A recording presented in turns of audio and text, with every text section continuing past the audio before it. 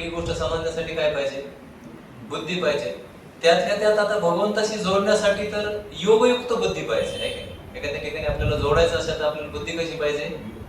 योगयुक्त पाहिजे. म्हणजे ती केवळ बुद्धी असणं आणि योगयुक्त असणं ही वेगळी गोष्ट आहे. समजा आपला मोबाईल आहे, तो मोबाईल आपल्याला लहान मुलांनाही चालवता येतो आणि मोठ्या माणसालाही चालवता येतो.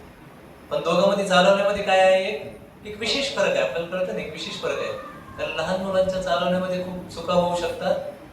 योगायोगाने मोबाईल काय होऊ शकतो? म्हणजे योगायोगाने ते टिकेल असं नाही. तसं भगवंताबरोबरचं नातं हे बुद्धी योगानं टिकणार आहे किंवा ते नातं समजणार आहे. मग भगवंत म्हणतात काय होतं आता हा बुद्धियोग जो आहे तो बुद्धियोग काय होतं म्हणले?